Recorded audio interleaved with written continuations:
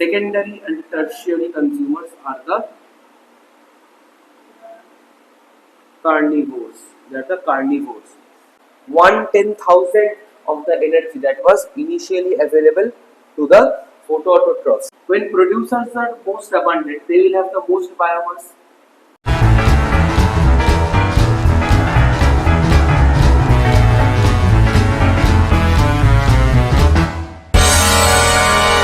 Now let us look into the ecosystem functions. The ecosystem functions. All the ecosystems present in our planet performs 4 basic functions. 1. Productivity, that is production of energy and biomass. Number 2 is energy flow, the flow of energy through the various trophic level. We have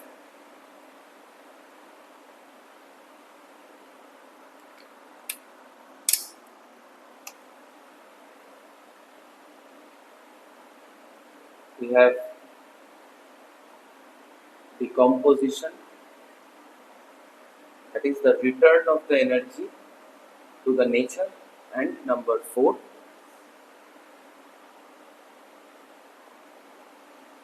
nutrient cycling, or the recycling of the released energies and the released raw materials from decomposition back to the producers, and this function repeats.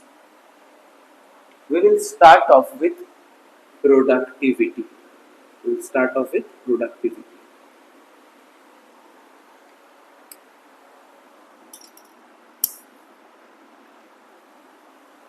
Productivity can be of 2 types. One is the gross primary productivity, or GPP, and the net primary productivity, NPP. Now, what is gross primary productivity and what is net primary productivity? Gross primary productivity is the sum total of all the energies or all the biomass that is produced by all the plants in a given geographical area in a single year. Okay. So, unit of productivity can be based on,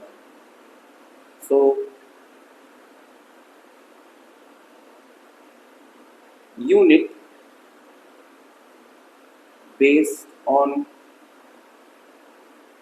energy will be kilocalorie per meter square per year. Okay, and unit based on biomass will be gram per meter square per year. So gross primary productivity is the number of kilocalorie of energy produced by all the autotrophs in a particular area in a single year, or the total amount of biomass produced by all the producers in a definite geographical area in a single year. This is the gross primary productivity. And what is the net primary productivity? The net primary productivity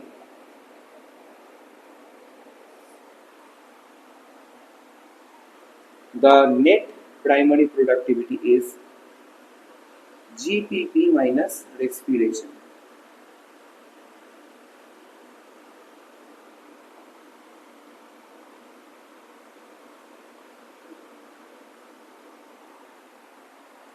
GPP minus respiration.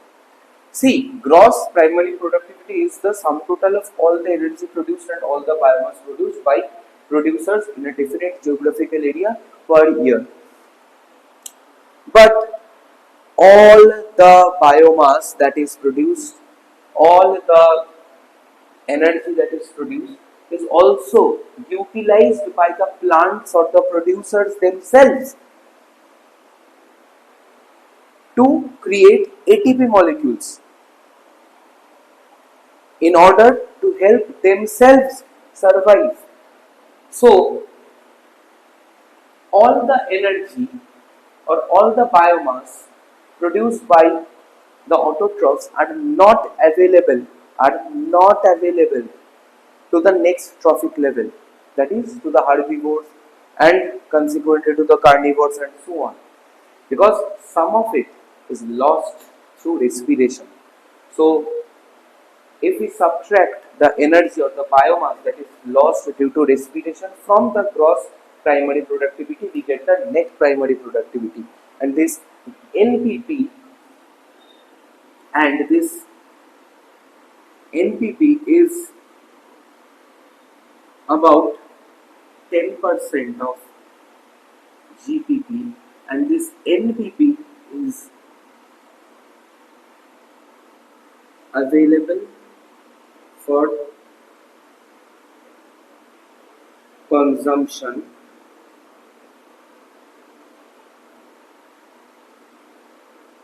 by animals. Okay, available for consumption by animals, mainly the herbivores. Okay, and the rest 90% is lost as heat.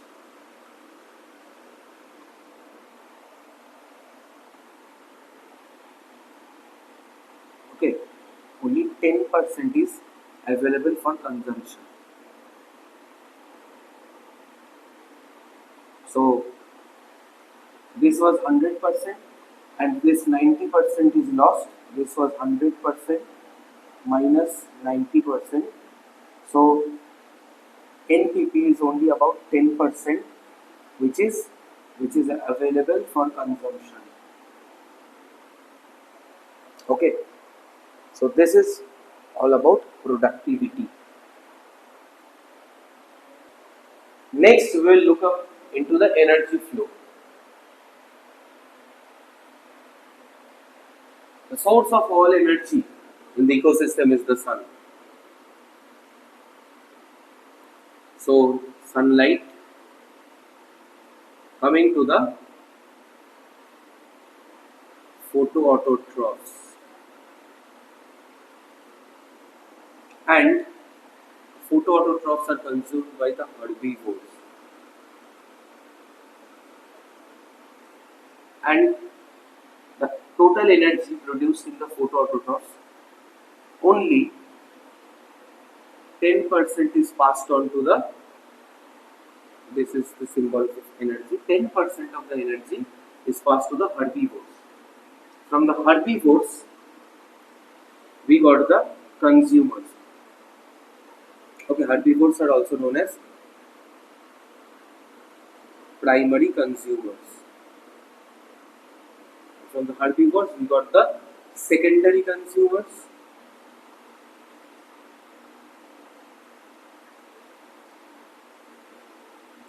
Then we get the tertiary consumers. And from the herbivore, only 10% of energy is passed on to the secondary consumers, and from the secondary consumers, only 10% of energy is passed on to the tertiary consumers, and this is known as the 10% law. This is known as the 10% law. So the secondary and tertiary consumers are the carnivores. They are the carnivores. An example can be photoautotrophs are plants like grass. A herbivore can be a frog. No, not a frog. I'm sorry. Herbivore can't be a frog. Okay, let's see grasshopper.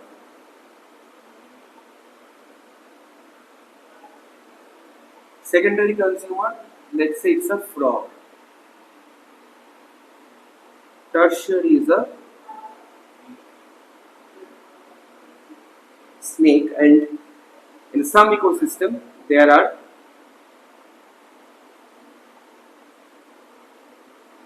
quaternary consumers such as an eagle which feeds on snakes. They are known as apex predators because no other animals can feed the quaternary consumers, and again 10% of the energy is only available. Okay. Now in this total arrange and okay, another thing, when each of them die, when each of them die,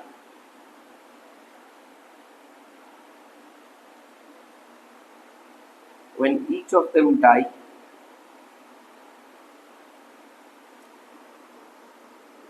their bodies are broken down by decomposers and energy is released back. Energy is released back to the ecosystem. Okay. So this arrangement, this stratification of organisms based on the transfer or flow of energy is known as the food chain. And quaternary consumers are known as apex predators because they exist at the top of the food chain. They exist at the top of the food chain and no other animals feed on the quaternary consumers. Why? Because see, the total solar energy that is trapped by the photoautotrophs, only 10% of that is available to the herbivores. And among that 10% of that 10% is available to the secondary consumers. Okay. So, like, if photoautotrophs get 1 unit of energy, herbivores get 1/10. Secondary consumers get 100 of the energy, of the total energy that was available to the photoautotrophs. Okay. Say, by the time we reach up to the secondary consumers, we find that they only have 1/100th of the energy that was initially present in the ecosystem. Tertiary consumers have 1/1000th of that energy, and quaternary they have 1/10,000th of that energy. So initially it was 1 unit, and by the time we reach the quaternary consumers, we find that they only have 1/10,000th of the energy that was initially available to the photoautotrophs. So if someone tries to consume them, they will have 1/100,000 or 100,000th of the energy that was present initially in the photoautotroph, and that energy is so little, so meager that it will not contribute to significant biomass production, and it will not be very energy efficient to consume. It will not be very much profitable to consume, because that little energy is not sufficient to drive our chemical reactions in our body and to create sustainable biomass. And in order to sustain ourselves, a consumer that will feed on quaternary consumers will have to feed on an absurd number of quaternary consumers, which can easily wipe out the quaternary consumers and destabilize the entire food chain. Because see, if any organism consume the quaternary consumers. It will drive out the quaternary consumers because they need to consume in large quantities. So when quaternary consumers will become extinct, the higher consumers will also become extinct. Now, in absence of quaternary consumers, tertiary consumers will thrive. So they will increase in number. Tertiary consumers will grow in such large numbers that they will wipe out the population of secondary consumers. And without secondary consumers, herbivores will be rampant. Herbivore population will boom, they will expand, and when there will be large number of herbivores, the population of photoautotrophs will be decimated. So ultimately photoautotrophs will become extinct in that ecosystem. So when photoautotrophs become extinct in any ecosystem, ultimately the herbivores consequently will get extinct, and secondary consumers have already become extinct. So tertiary consumers will also cease to exist, and herbivores will also finally go extinct. They will also cease to exist. So they will also cease to exist, and so the entire ecosystem will disappear. The entire food chain will get broken down and disappear, resulting in the mass obliteration of the entire ecosystem. The entire ecosystem will be wiped out. So due to the energy flow and due to the simple mathematics of the energy flow, large food chains are not possible in an ecosystem. Now, what is a food web? Food web is an interconnected or a network of different interconnected food chains. Suppose we have grass. Grass is fed on by insects. They are fed upon by frogs. They are fed upon by snakes. They are fed upon by eagles. Grass is also fed by deer. Okay.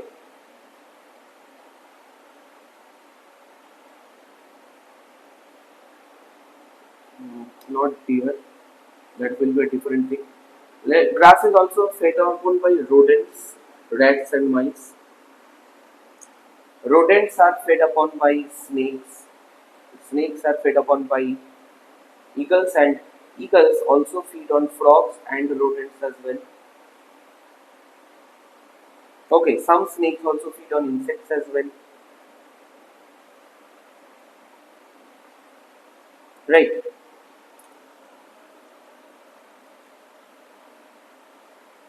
So here we can see that, okay, so grass is also consumed by some insects. Insects in turn are also consumed by fish, then larvae, and also some adult insects. So fish are also sometimes consumed by the eagles. So here we can find there are number 1, 2, 3 food chains that are interconnected with each other. This is known as a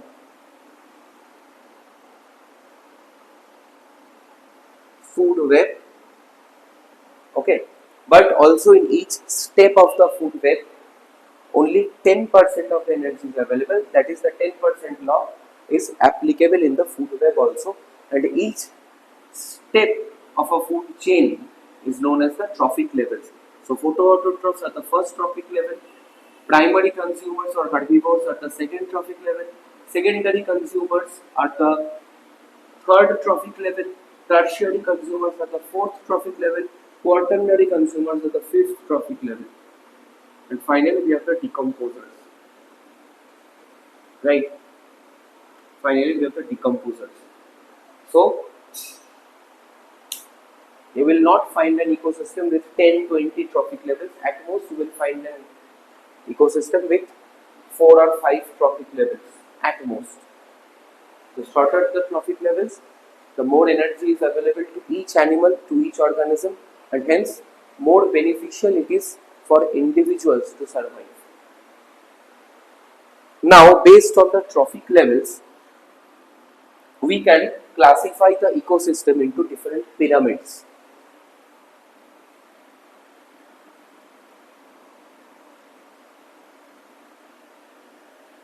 We can classify the ecosystem into different pyramids.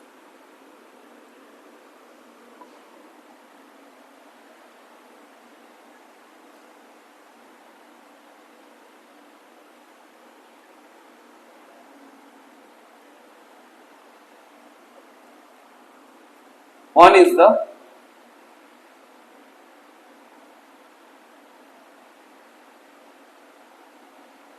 pyramid of number. What is the pyramid of numbers? It is the number of organisms in each trophic level. It can be upright like this being the producers, this being the primary consumer, this being the secondary consumer, this being the tertiary consumer,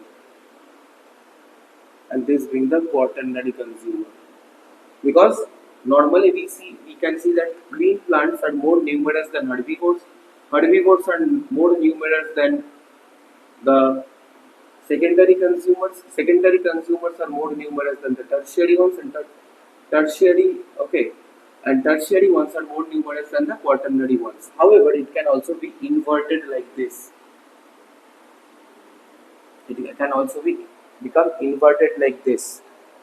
Okay, in which the producers are the least, followed by primary consumers, followed by secondary consumers, followed by tertiary consumers, and quaternary consumers. They can be inverted like this also. This is found in cave ecosystems or in deep sea ecosystems where producers are very less in number, but consumers are more in number than the producers. So they can be inverted. Next is the pyramid of biomass.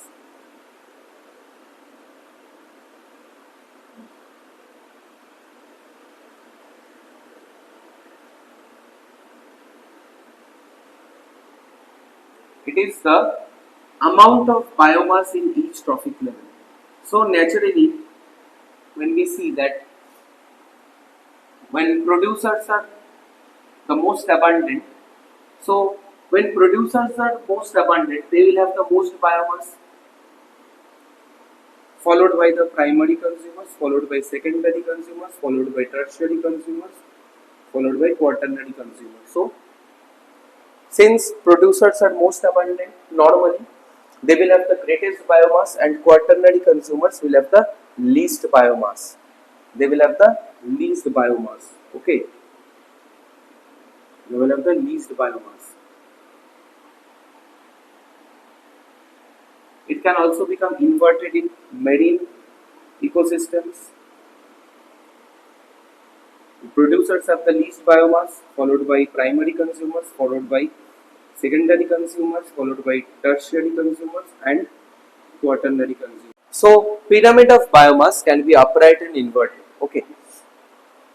In a normal food chain or a food web, where the number of producers is larger than the number of primary consumers numbers are larger than secondaries are larger than tertiaries numbers are larger than quaternary. So the biomass of producers will be greater than that of primary consumers, that of primary consumers will be greater than that of secondary consumers, that of secondary consumers will be greater than that of tertiary consumers, and quaternary consumers will have the least biomass. However, the pyramid of biomass, just like the pyramid of numbers, can be inverted in cave and marine ecosystems, because in marine ecosystem producers are phytoplankton. In marine ecosystem and in cave ecosystem, let's discuss about the marine ecosystem. The producers are phytoplankton. They have very less biomass. In fact, the least biomass in the marine ecosystem. They are consumed by the zooplanktons. They are the primary consumers. They have a larger biomass than the producers. Okay. The producers are phytoplanktons, as I have just said. So the biomass of the primary consumers or the zooplanktons is greater than that of producers or the phytoplanktons. Zooplanktons are fed on by the secondary consumers, that is small fish, mollusks, etc. And They are fed upon by the large fishes such as sharks, dolphins. Dolphins are not fish, they are mammals, but large animals like sharks and dolphins. So they are the tertiary consumers, and finally we have the quaternary consumers, the whale sharks, the blue whales, all the kind of whales, all the kind of killer whales and large marine animals. They have the largest biomass. So pyramid of biomass can be inverted just like a pyramid of numbers. Last, we have the pyramid of energy. Pyramid of energy cannot be inverted in any kind of ecosystem. They will always be upright because we have learned, courtesy of the 10% law, that the producers contain most of the energy in the ecosystem. Only 10% is passed to the primary consumers or the herbivores. Consequently, the secondary consumers have only 10% of the primary consumers. Tertiary consumers have 10% of the secondary consumers, and quaternary consumers have only 10% of the tertiary consumers. So you will not find any food chain in any ecosystem where tertiary consumers will have the most energy and producers will have the least energy. In every ecosystem across the entire biosphere of our planet, and in every food chain comprising every food web, comprising every ecosystem, comprising the entire biosphere of our planet, will have an upright pyramid of energy only. There will not be an inverted pyramid of energy. Rather, there cannot be an inverted pyramid of energy courtesy the 10% law. So that is all we need to know about the energy flow.